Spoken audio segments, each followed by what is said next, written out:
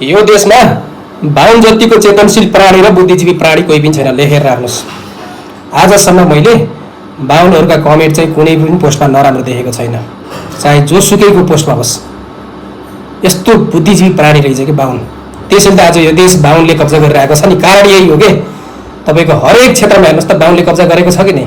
चाहे स्थानीय निकायमा होस्, चाहे कर्मचारी तन्त्रमा होस्, चाहे मन्त्री प्रधानमन्त्री सांसद जुनसुकै पदमा होस्, बाहुनले कब्जा गरेको कारण यही कारण हो कि। किनकि बाहुनमा त्यो क्षमता छ, मिलाएर लैजाने क्षमता छ।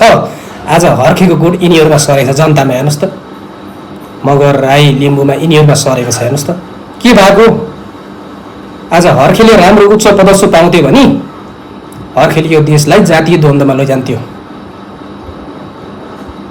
कस्तो अचम्म लाग्छ यार। अहिलेको 21औं शताब्दी आएर पनि जातमा अड्किरहेको छ, त्यो पनि अझै मगर राई लिम्बूहरूकै। हेर्नुहोस् त, होइन अलिकति ठुलो बाहुनले भने भए पनि मैले चाहिँ ल जे भए पनि बाहुनलाई त जे सुरुदेखि चाहिँ ठुलो मान्थेँ कि, ठुलो जात मान्थेँ। ल बाहुनले भने भए पनि अलिकति सहनशीलता हुन्थ्यो। मगर आएर अड्किरहेको छ क्या जातमा। हेर्नुहोस् त मगरले, ल मगर र हामी त सँगसँगै सानो सानोमा तपाईँको उसको घरमा हामी गएर खाइन्थ्यो, हाम्रो घरमा मगर आएर खान्थ्यो।